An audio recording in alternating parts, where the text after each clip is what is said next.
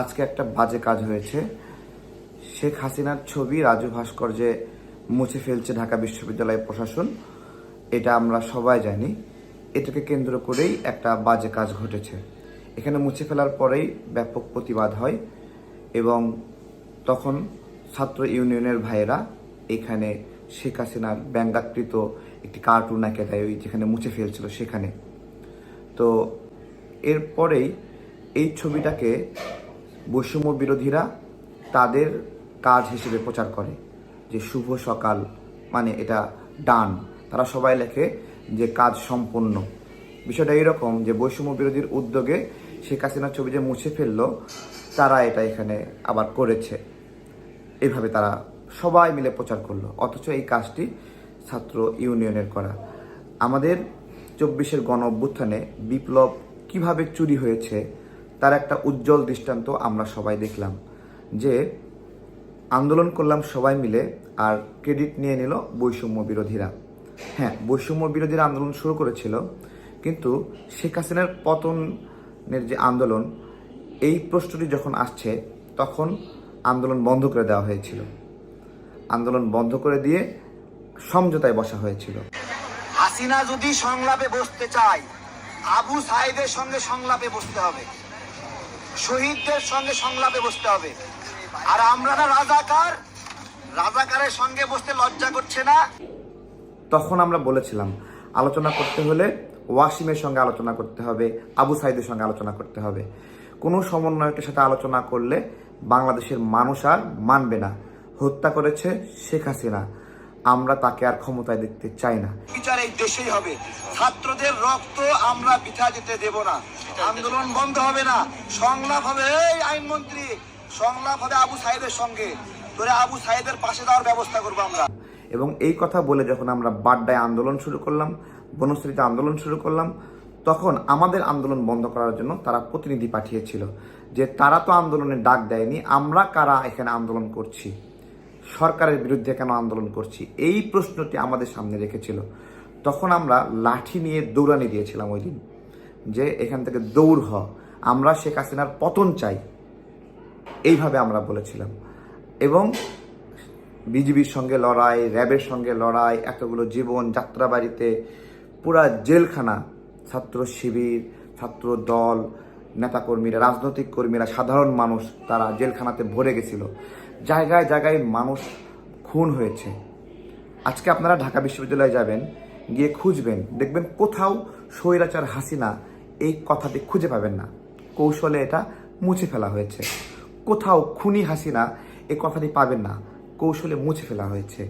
সারা বাংলাদেশে একই চিত্র, খুনি হাসিনা, স্বৈরাচার হাসিনা, এই কথাগুলো মুছে দিয়ে দিয়ে বিভিন্ন রঙিন গ্রাফিতে আঁকা হয়েছে।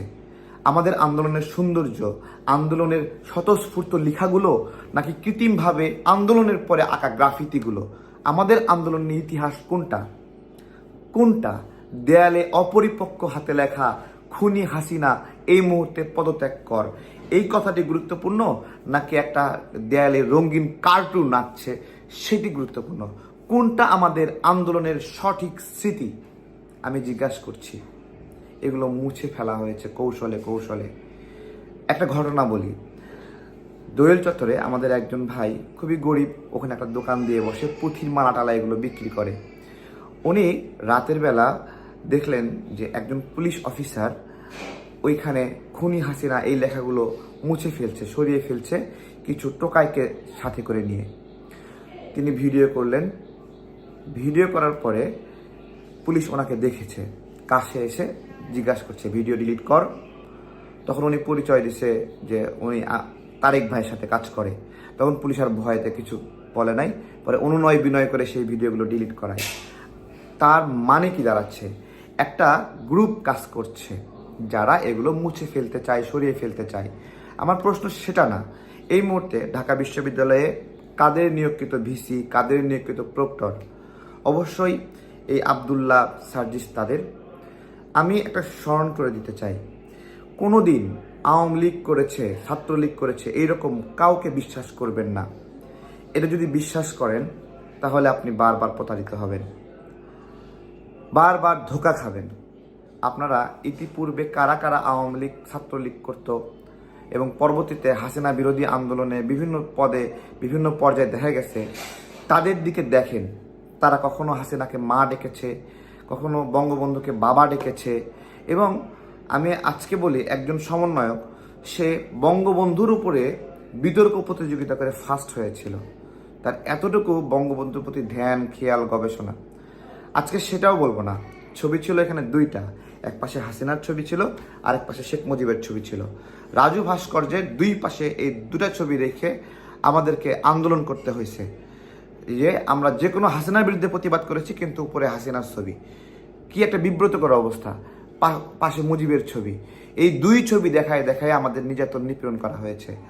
হাসিনার ছবি মিশাইয়ে দেওয়া হলো, সেখানে হাসিনার মুখের গ্রাফিতি আঁকালেন। আমার কথা, পাশেই শেখ মুজিবের ছবি ছিল।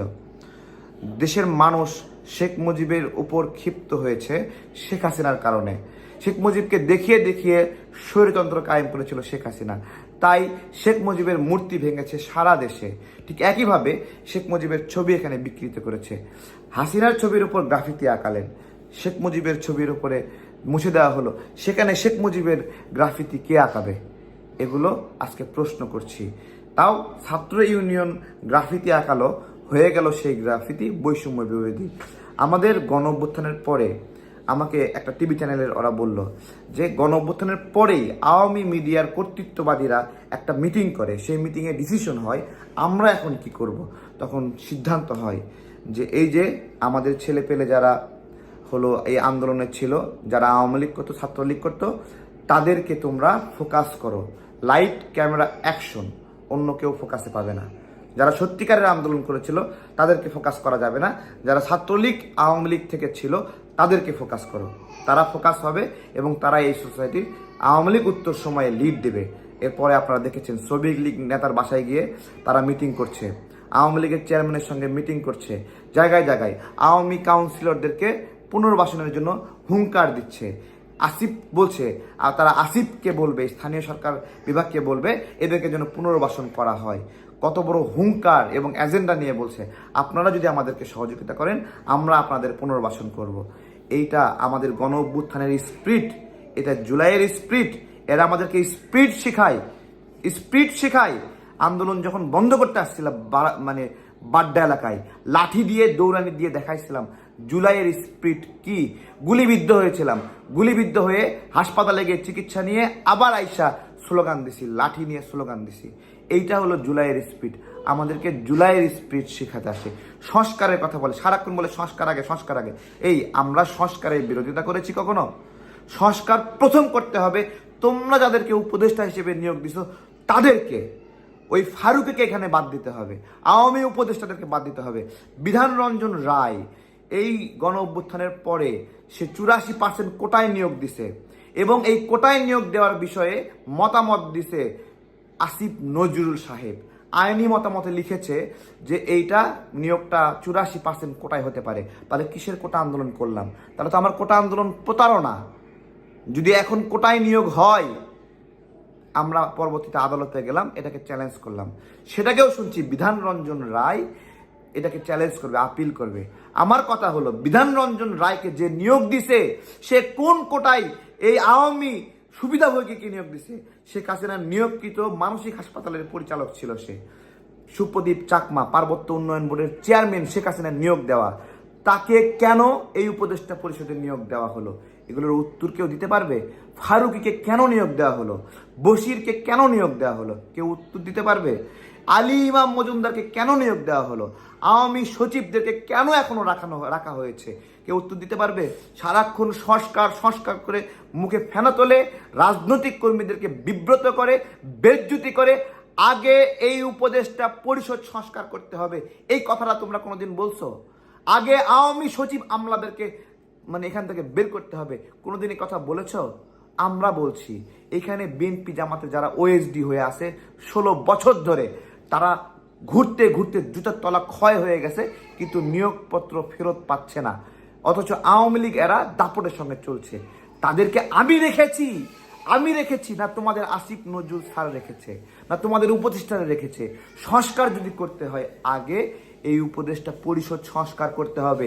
এর আগে কোনো ধরনের সংস্কার যদি হয় তাহলে সেই সংস্কার হবে আওয়ামী পন্থী সংস্কার, আওয়ামী পন্থী উপদেষ্টাদের সংস্কার।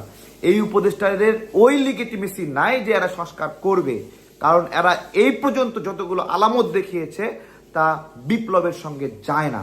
যেহেতু বিপ্লবের সঙ্গে যায় না, এদের সংস্কার করার একজন নির্বাচিত প্রতিনিধি খারাপ, ও আমানতের খেয়ানত করবে নাকি, জনগণ যাকে নির্বাচিত করবে ওইটা ভুল। আর আওয়ামী লীগের যে উপদেষ্টারা রয়েছে ওরা হলো সঠিক, ওরা সঠিক সংস্কারটা করবে। এই তো আমাদেরকে কি ভুল ন্যারেটিভ দিয়ে ডুবাই রাখা হয়েছে, আপনারা চিন্তা করতে পারেন? হ্যাঁ, বিপ্লব চুরি হয়ে গেল কিভাবে? আজকে আপনারা দেখেন, ছাত্র ইউনিয়নের ওরা গিয়ে একটা গ্রাফিতি বানালো, সকালে পোস্ট দিচ্ছে ডান, হ্যাঁ তোর বাপে করেছে ডান, হ্যাঁ তোমার বাপে ওই গ্রাফিতি বানিয়েছে না, ডান, হ্যাঁ শুভ সকাল বাংলাদেশ বৈষম্য বিরোধী ছাত্র আন্দোলন, তারা আপনারা করে ফেলেছেন। এই ক্রেডিট চুরি করেন কেন? এই যে চুপ্পুর পদত্যাগের সময় আমরা আন্দোলন করতেছিলাম, আমাকে গ্রেপ্তারের হুমকি দেওয়া হয়েছিল। ওই সময় উপদেষ্টাদের কয়েকজন আমাদেরকে গ্রেপ্তারের হুমকি দিয়েছে, এবং ওইখানে বৈষম্য বিরোধীরা গিয়ে বলেছে যে 2 দিনের মধ্যে চুপ্পুর পদত্যাগ করাবো, আপনারা আন্দোলন করেন না। এখানে আমাদের আন্দোলন ওইখানে গিয়ে নষ্ট করেছে বৈষম্য বিরোধীরা। আমার কথা হলো 2 দিনের সময় নিয়েছিলেন, চুপ্পু এখনো যায়নি কেন? আমাদেরকে আন্দোলন থেকে সরালেন কেন? আমরা ওই রাতেই চুপ্পুকে পদত্যাগ করাইতাম। সেনাপ্রধান ছিল না, সেনাপ্রধান নাই, সেনাবাহিনী ক্ষমতা টেক ওভার করতে পারতো না, অন্য একজন রাষ্ট্রপতি হয়ে যেত ওই সময়। কেন ওই দিন আশ্বাস দিলেন? এখন কেন চুপ্পুর পদত্যাগ ছাড়াই চুপ করে বসে আছেন? মানুষকে মিথ্যা আশ্বাস দিয়ে বিপ্লব চুরি করে সারাক্ষণ আমাদেরকে ধমক দিচ্ছে, আগে সংস্কার নাকি আগে নির্বাচন। জুলাইয়ের স্পিরিট বলছে গণতন্ত্রের জন্য নাকি জুলাই গণ অভ্যুত্থান হয়নি, ভোটের অধিকারের জন্য নাকি জুলাই অভ্যুত্থান হয়নি। জুলাই অভ্যুত্থান কোটা আন্দোলনের জন্য শুধুমাত্র হয়েছে, ভোটের অধিকার থেকে মানুষ বঞ্চিত, স্বৈরতন্ত্র প্রতিষ্ঠা হয়েছে, সেই ভোটের অধিকার ফেরানোর জন্য, স্বৈরতন্ত্রকে নষ্ট করার জন্য। আমরা বলছি সংস্কার প্রয়োজন, কিন্তু আগে এই আওয়ামী উপদেষ্টাদেরকে সংস্কার করেন দেখি। এইখানে যদি পারেন আপনাদের 3 বছর আমি সময় দেবো, যান জনগণকে সাথে করে নিয়ে 3 বছর সময় দেবো, আওয়ামী উপদেষ্টাদেরকে বাদ দেন আপনারা, দেখি। আর সবশেষে আরেকটা জিনিস যোগ করব, আমার এই ছবি লাগবে এইভাবে জুতা পরায়, সারা বাংলাদেশে এই ছবি এইভাবে আঁকা হবে, কোনো রিপ্লেস হবে না, এইটাই লাগবে।